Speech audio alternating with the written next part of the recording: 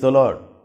మన ప్రభు అయిన యేసుక్రీస్తు నామానికి మహిమ ఘనత ప్రభావం కలుగును గాక.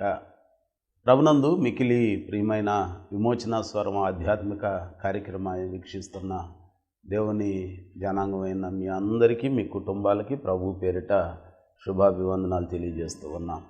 క్రీస్తునందు మికిలి ప్రియమైన వారలారా, ఈ ఆధ్యాత్మిక కార్యక్రమం ద్వారా మీరు దీవించబడాలని, ఆశీర్వదించబడాలని, మార్పు చెందిన వారు మారాలని, మారిన వారు ప్రభు యొక్క కృపలో ఉపదేశంలో పెంచబడుతూ ఎదుగుచూ ఉండాలని, ఎదిగిన వారు ఆయన రాకకై పరిపూర్ణత పొందుకోవాలని ఓ ఆశతో, ఆకాంక్షతో ఈ ఆధ్యాత్మిక కార్యక్రమాన్ని మీ కొరకు ప్రసారం చేయించు ఉన్నాం.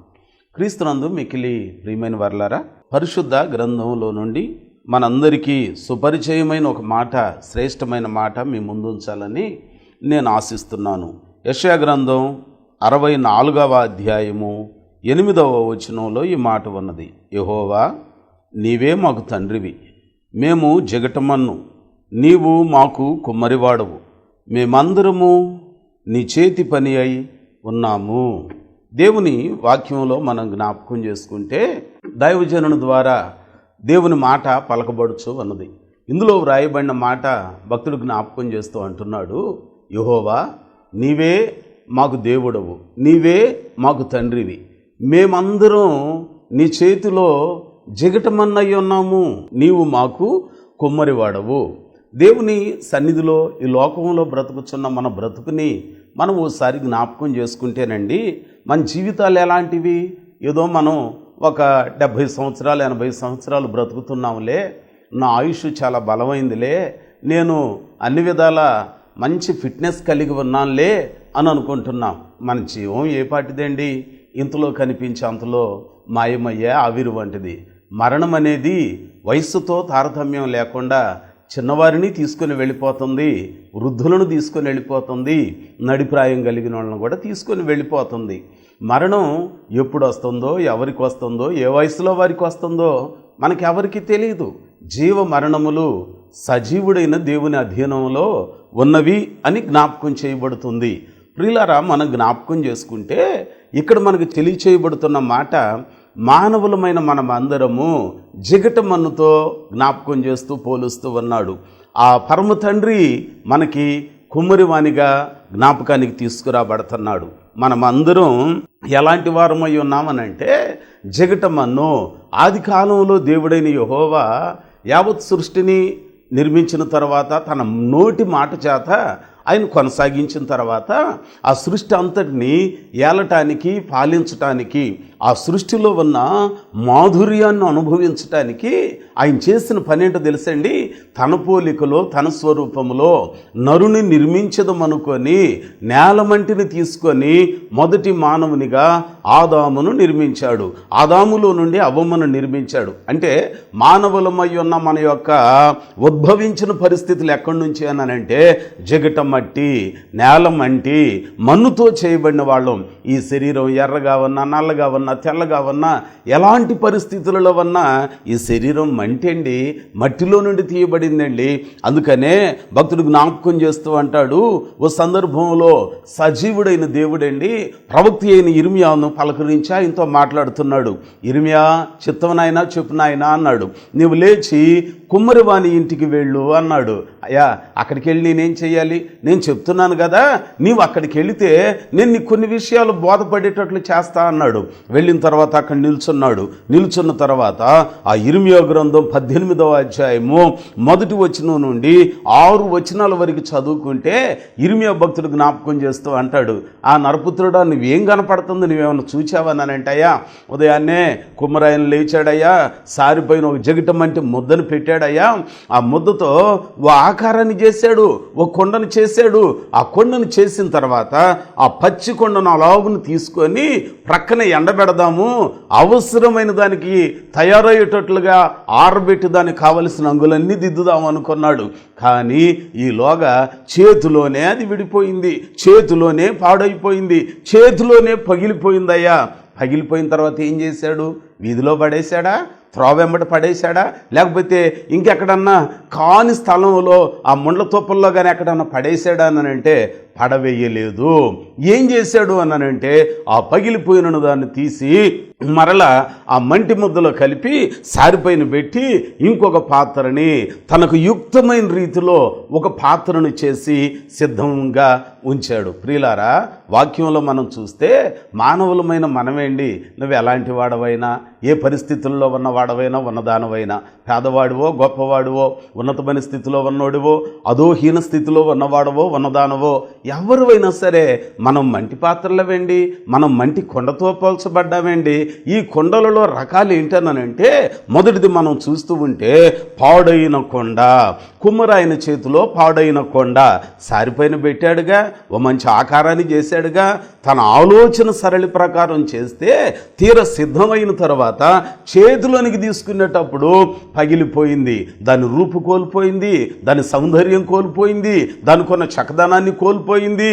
ఆ నిర్మించిన నిర్మాణకుని యొక్క ఆ ఉద్దేశానికి సరిపడినట్లుగా అట్లా చేస్తే ఆ ఉద్దేశాలన్నీ భంగపరిచింది, పాడైపోయింది.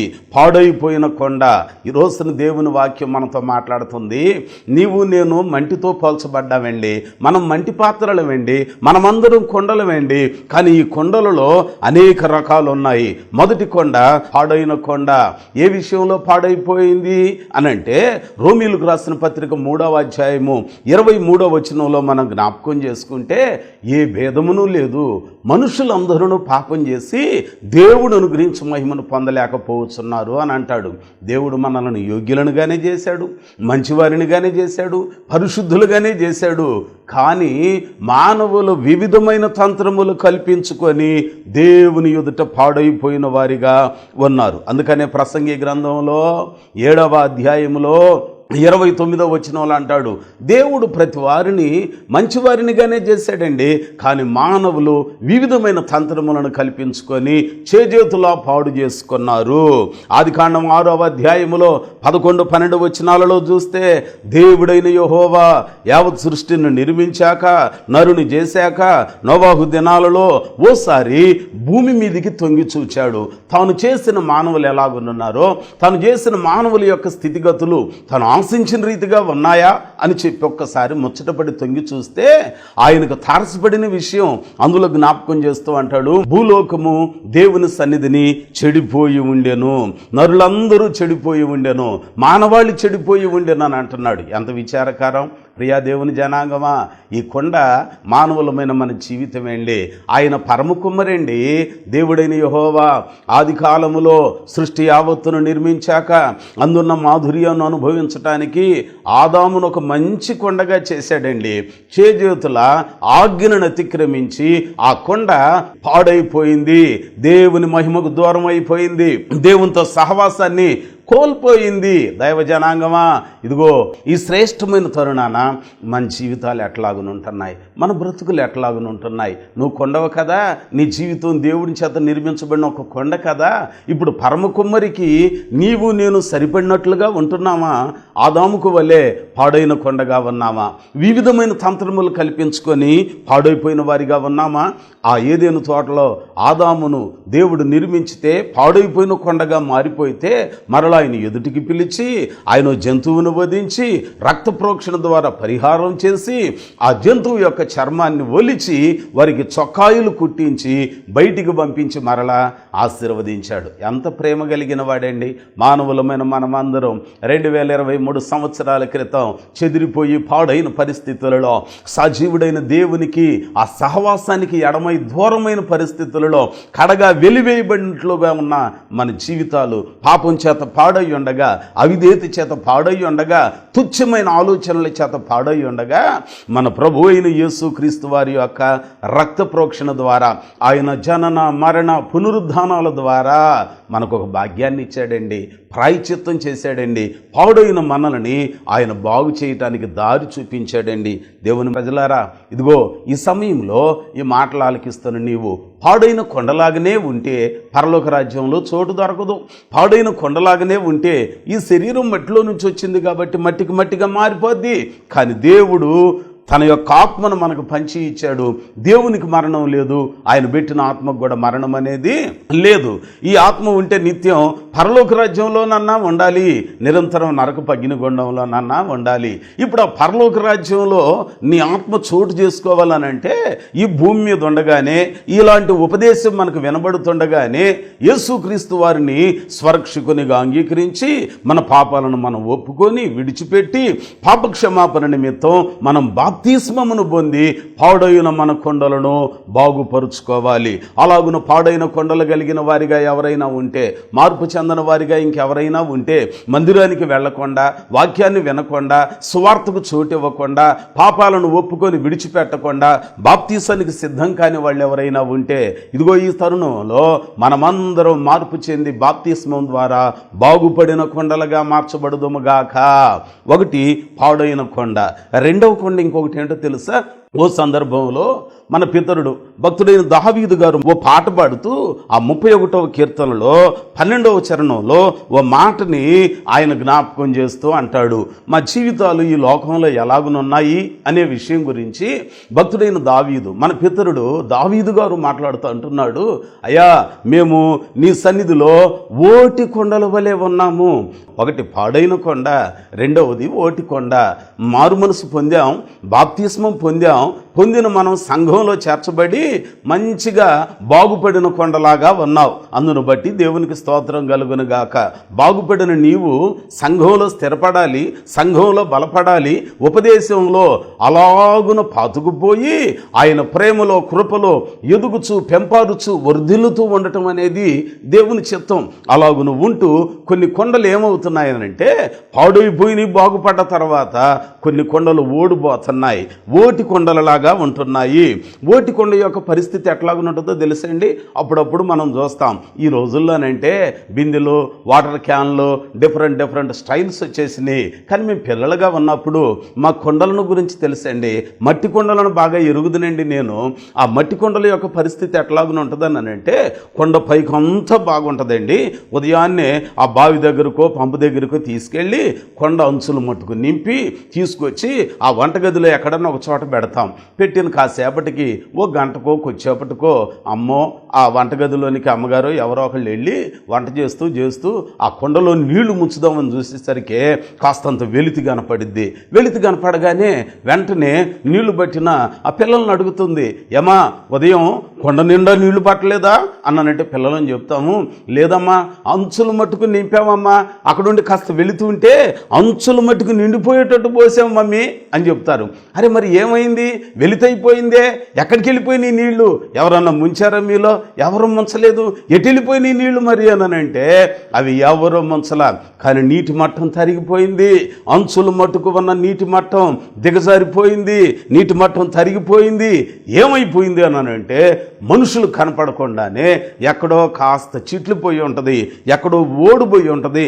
ఆ ఓటి కొండలో నుంచి నీటి చెమ్మ నేలపాలవుతూ ఉంటుంది. ప్రియులారా, ఓటి కొండలు కొంతమంది మారు మనసు పొంది బాప్తిస్మం పొంది సంఘంలోనికి వచ్చి మేము మంచి కొండలం అనుకుంటారు, ఎక్కడో ఒక విషయంలో ఓడిపోతూ ఉంటారు. ఫర్ ఎగ్జాంపుల్ బైబిల్ గ్రంథంలో జ్ఞాపకం చేసుకుంటే న్యాయాధిపతుల గ్రంథంలో 16వ అధ్యాయంలో 19వ వచనం నుండి 22 వచనాల వరకు మనం చదివితే అక్కడ ఒక మంచి కొండండి, బలమైన కొండండి, బాల్యము నుంచి నాజీరు చేయబడిన కొండండి. ఆ కొండ పేరు చెప్తే ఫిలిస్తీయులకు గుండెలలో కలవరమండి, మహాబలము కలిగిన బలశాలండి. ఈ కొండ పేరు సంసోను పుట్టినది మొదలుకొని పవిత్రంగా పెంచబడతాడు. ఆయన కడుపులో పడ్డది మొదలుకొని తన తల్లి పచ్చకరమైన జీవితం జీవించి పవిత్రంగా నోటిని కాపాడుకొని బ్రతుకును కాపాడుకుంది. ఆయన పొడిమి పైన పడిన తరువాత ఆ తల్లి తండ్రి దేవుడు చెప్పిన పద్ధతి ప్రకారం చాలా పవిత్రంగా పెంచారండి. పెరిగి పెద్దవాడయ్యాడండి. యెహోవా బలముగా ఆయన మీదకి దిగి వస్తున్నాడండి. దేవుని అభిషేకం బలంగా ఆయన మీద ఉంటుందండి. అనేక మంది ఇశ్రాయేలీయులు చీకటిలోనికి వెళ్ళిపోతే చీకటికి మూలమై ఉన్న శత్రువులైన ఫిలిస్తీయులను చీల్చి చండాడి ఇజ్రాయేలీయులకు వెలుగును ఉదయింపజేసిన గొప్ప బలశాలండి. చాలా బలమైన కొండ అండి, చాలా గట్టి కొండ అండి. కానీ ఓ సందర్భం వచ్చేసరికే న్యాయాధిపతుల గ్రంథం 16వ అధ్యాయము 19 నుంచి 22 వచనాల వరకు చదువుకుంటే సంసోను కొండ ఓడిపోయింది. కారణం ఏంటనంటే అతడు వెళ్ళకూలని స్థలానికి గాజాకు పోవు మార్గమున దిలీలను చూచి ఆమె యొద్దకు వెళ్ళాడు. ఆమె యొద్దకు వెళితే ఆమెను ప్రాణానికి ప్రాణంగా ప్రేమించాడు. కానీ ఆమె ఏం చేసిందనంటే ఈయనని ఆయన బలము యొక్క రహస్యం మాటి మాటికి అడుగుతుంది. ఫిలిస్తీన్లు సర్దారులు ఒత్తిడి చేస్తున్నారు. ఏమమ్మా, నువ్వు సొంత దానివి, మా జాతికి చెందిన దానివి, మా అందరికి తలనొప్పిగా మారిపోయాడు కదా, ఆ సంసోను యొక్క బల రహస్యం ఎక్కడుందో అడిగి చెప్పు అన్నానంటే చివరికి ఆ పోడు పడలేక ఒకసారి మాట్లాడుతూ ఉంటుంది, సంసోనా, ఎంత బలం నీ మీదకి రావటానికి గల కారణం ఏంటి? నువ్వు నిజంగా నన్ను ప్రేమించితే నాకు విషయం చెప్పొచ్చుగా అన్నానంటే ఆయన ఓ మారు అబద్ధం ఆడతాడు, ఇంకొక మారు అబద్ధం చెబుతాడు. చివరికి వాక్యంలో ఉన్న మాట ఆమె మాటి మాటికి అడగటం ద్వారా అతడు ప్రాణం విసిగి చావగోరి ఏమంటున్నాడనంటే నా బలమంతా కూడా నేను బాల్యం నుంచి నా జుట్టు కత్తిరించలా, నా బలమంతా నాజీరు చేయబడిన వాడిని కాబట్టి నా తల వెంట్రుకలతోనే ముడిబడి ఉన్నది అని అంటాడు. అయ్యో, ఆ దెలీలా సంసోనును తొడపైన నిద్రబుచ్చింది, జడలు కత్తిరించింది. కత్తిరించిన తర్వాత వాక్యంలో మనం చదువుకుంటే ప్రియులరా గమనించండి, ఫిలిస్తీన్లు నీ మీద పడుచున్నారు అనగానే ఎప్పటికి వలె విర్రజిమ్ముకుందాం అనుకున్నాడు. జడలు లేవు, తన జుట్టు లేదు, ఎప్పటి వలె బలం దిగి వచ్చింది అనుకున్నాడు. యెహోవా తనను ఎడబాసిననే సంగతి తను ఎరగకుండెను. జాగ్రత్త, బలమైన కొండే కానీ ఓడిపోయిందండి. దావీదు జీవితాన్ని కూడా జ్ఞాపకం చేసుకుంటే ఎంత భయంకరంగా ఉంటుందండి. ఆ దావీదు కూడా బత్షెబా విషయంలో కొండ కాస్త ఓడిపోయింది. ఓడిపోయిన తర్వాత ఎవరికి తెలియదులే, నేను బాగానే ఉన్నానులే అనుకున్నాడు. కానీ దావీజనుడు నాతాను ప్రవక్త ద్వారా దేవుడు దావీదునకు విషయం తెలియజేసినప్పుడు, అయ్యో నా కొండ ఓడిపోయిందే, నా కొండలో అభిషేకం కారిపోతుంది, యెహోవాకు నేను ఎడమైపోతున్నానే అని చెప్పి ఆ తప్పు తెలిసిన తర్వాత, ఉపదేశం తర్వాత, హెచ్చరిక తర్వాత, దైవజనుడు చెప్పిన తర్వాత దావీదు భక్తుడు లోనికి వెళ్ళి 51వ కీర్తన కన్నీరు మున్నీరుగా విలపిస్తూ పాడుకుంటా అంటాడు, దేవా నా యందు శుద్ధ హృదయం కలుగు చేయ్యా. కన్ను పోయినా పర్వాలా, కాలు పోయినా, చెయ్యి పోయినా, రాజ్యం పోయినా, వెండి బంగారాలు పోయినా, ఏవి పోయినా పర్వాలేదయ్యా, నీ పొందు లేకపోతే నేను ఉండలేనయ్యా. అయ్యా నీ తోడు లేకపోతే, నీతో సహవాసం లేకపోతే, నీ సన్నిధి లేకపోతే అయ్యా నేను బ్రతకలేనయ్యా. నీవు లేని బ్రతుకు బ్రతుకే కాదయ్యా. బాబాబు నువ్వు నాకు కావాలయ్యా, నీ సన్నిధి కావాలయ్యా, నీ కృప నాకు దూరం చేయొద్దయ్యా అని చెప్పి కన్నీరు మున్నీరుగా తన తప్పిదాన్ని, పాపాన్ని ఒప్పుకొని విడిచిపెట్టాడు. ఓడిపోయిన కొండ సరిచేయబడింది. సంసోను కూడా ఆ చివరిలో వాళ్ళకున్న పద్ధతి ప్రకారం ఫిలిస్తీయులు ఆ దినాన అతనిని దాగోను దేవతకు బలిగా అర్పించుదామని చెప్పి తీసుకెళ్ళి ఆ గుడిలో మంటపంలో నిలవబెడతారు. అని అడుగుతున్నాడు, ఓడిపోయిన అనుభవాలలో ఎరగలా యెహోవా తనను ఎడబాసినని చివరికి శత్రువులు పట్టుకున్నారు, బంధించారు, పశువులు ఈడ్చే గానుగా ఈయన చేత ఏడిపించారండి. 2 కనుగుడ్లు పొడిచి వేశారండి. అంధుడైపోయాడండి. యెహోవా తనను ఎడబాసిననే సంగతి ఎరగక అంధుడైపోయాడు. చివరికి ఆ బలిగా ఇవ్వటానికి తీసుకెళ్ళి ఆ దాగోను యొక్క ఆలయంలో నిలవబెట్టారు. 2 ఆధార స్తంభాలని పట్టుకొని ఉన్నాడయ్యా, దీనికి ఆధారంగా ఉన్న స్తంభాలేవో నాకు పట్టిస్తారా, నేను చేతులు దాని మీద ఉంచుతానయ్యా, నిలవలేకపోతున్నానయ్యా అన్నానంటే వారు పట్టించారు. ఒక్క ఉదుటన ఆయన ప్రార్థన చేసుకుంటున్నాడు. తిరిగి అతడు యెహోవాకు మొర్ర పెట్టడం మొదలు పెట్టగా తన తల వెంట్రుకలు మొలవటం మొదలైనవి, దిద్దుకోవటం మొదలుపెట్టాడు, ఒప్పుకోలు మొదలుపెట్టాడు. దేవుడు అద్భుతంగా అభిషేకాన్ని ఇచ్చాడు. దైవ జనాంగమా, చివరికి ఆ 2 ఆధార స్తంభాలను పట్టుకొని ఆ మందిరంలోనే, ఆ మంటపంలోనే అలాగున వాటిని కూలిపోయేటట్టు చేశాడు. కప్పు కూలిపోయి ఆయన మీద పడిపోయింది. ఆయనతో ఉన్న ఫిలిస్తీయులు సర్దారుల మీద పడిపోయింది. ఆయనను గూర్చి వ్రాయబడిన మాట ఏంటో తెలుసా? తాను బ్రతికిన బ్రతుకు దినాలలో చంపిన వారి యొక్క లెక్క కంటే ఆఖరి క్షణంలో చంపిన వారి యొక్క లెక్క ఎక్కువ. ఓటికొండే కానీ సరి చేసుకున్నాడండి. మళ్ళీ మొరపెడుతూ సరి చేసుకున్నాడండి. దేవుడు బలమైన దీవెనిచ్చాడండి. దైవ జనాంగమా, ఇదిగో ఈ సమయంలో మాటలు ఆలకిస్తున్న నీవు ఒకప్పుడు మంచిగా ప్రార్థన చేసేవేమో, ఒకప్పుడు బాగా వాక్యం చదివేవాడివేమో, ఒకప్పుడు దైవ సేవకుని బాగా ప్రేమించి అభిమానించి గౌరవించేవేమో. ఈ మధ్యకాలంలో నీకు తెలియకుండానే నీ భక్తి జీవితం, నీ ఆధ్యాత్మికమైన ఆ కొండ ఓడిపోయిందేమోగా, ప్రార్థనకు దూరం అవుతున్నావేమోగా, ఉపదేశానికి ఎడమవుతున్నావేమోగా, దేవుని సేవకునితో సత్సంబంధాలను కోల్పోయి ఈర్ష్య ద్వేషం చేత సేవకుని మదిలో లెక్కలేనితనంగా చూస్తూ ఓడిపోయావేమోగా. కాస్త ఆలోచించవా? ఈ రోజున వాక్యం అంటుంది, ఓటి కొండలు పరలోక రాజ్యానికి పనికిరావు, ఓటి కొండలలో నీళ్లు నిలవో. ఇప్పుడు ఆ ఓడిపోయిన పరిస్థితి ఎక్కడో గమనించి దాన్ని కాస్త సిమెంటో ఏదో ఒకటి అలాగును దానికి అతికించితే నీటి మట్టం తరగకుండా ఉంటుంది, ఓటి కొండ గట్టి కొండ అవ్వటానికి అవకాశము ఉంటుంది. మీరు అనుకోవచ్చు, ఏమండి మీరు చెప్పిన ఇద్దరు సంసోను దావీదులు స్త్రీల విషయంలోనేగా తప్పిపోయింది, మేము అలాంటి వాళ్ళం కాదండి, మేము మారు మనసు పొంది బాప్తిస్మం పొందిన తర్వాత అటు ఇటు తొలగలేదండి, చాలా పర్ఫెక్ట్గా నిక్కచ్చిగా ఉన్నామండి అని అనుకుంటున్నారేమో. ఏమండి వాళ్ళిద్దరు ఆ విషయంలో తప్పిపోతేనే కాదండి, నీ కొండ ఓడిపోవటానికి ఈ సంఘటనలు అవసరం లేదుగా. దినవృత్తాంతముల 2వ గ్రంథంలో 33వ అధ్యాయంలో 12-13 వచనాలలో చదువుకుంటే అక్కడ ఒక కొండ ఉన్నదండి. ఆ కొండ పేరు మనష్షే అండి. దేవుడు తన ప్రజల పైన ఆయన రాజుగా పెట్టాడండి. కానీ ఆ కొండ గర్వం చేత ఓడిపోయింది, అహం చేత ఓడిపోయింది. మేలు చేసిన దేవునికి కృతజ్ఞతగా బ్రతకకుండా ఇంకొక పద్ధతిని అనుసరించాడు, గర్వించాడు. చివరికి తానున్న సింహాసనం మీద నుండి పరవాసులు వచ్చి ఆయనను కొట్టి బంధించి సింహాసనం మీద నుంచి అమాంతంగా ఈడ్చి నడి వీధులలో తన ప్రజల ముందు, ఏ ప్రజలైతే ఆయన కదులుతుంటే జేజేలు కొట్టారో అదే ప్రజల ముందు హీనాతిహీనంగా ఈడ్చుకుపోయి బబులోను సామ్రాజ్యంలో బొండ వేసి బిగించి చెరసాలలో పడేశారండి. గర్వం చేత కొండ ఓడిపోయిందండి. కానీ అతడు అక్కడ ఆ చెరసాలలో యెహోవా ఎదుట తగ్గించుకొని మిక్కిలి బ్రతిమాలు కొనగా దేవుడు ఆ కొండని మరలా సరిచేశాడు, తిరిగి తన రాజ్యంలోనికి తీసుకొచ్చాడు. ఎక్కడ అవమానించబడ్డాడో, ఎక్కడ నిందించబడ్డాడో అదిగో అక్కడే మరలా తన ప్రజలకు రాజుగా నియమించి బలపరిచాడు. దేవుని జనాంగమా, వయసులో పెద్దలైన నా తల్లి తండ్రి, సోదరుడా సోదరి, ఒకవేళ నీ కొండ భక్తి జీవితంలో బాగున్నాను అనుకొని ఏమన్నా ఓడిపోయిందేమో, గర్వంతో ఓడిపోయావేమో, దేవునికి నచ్చని పరిస్థితులతో ఓడిపోయావేమో. ఇదిగో ఇది కృపాకాలమండి. ఆయన రాకడ బహు సమీపంగా ఉన్నదండి. కృప కలిగిన దేవుడు, ఆయన తట్టు మనం తిరిగితే, ఆయన ఎదుట మనల్ని ఒప్పుకొని మనల్ని మనం సిద్ధపరుచుకుంటే ఆయన కరుణ చూపించి ఓడిపోయిన పరిస్థితులను బలపరుస్తాడు.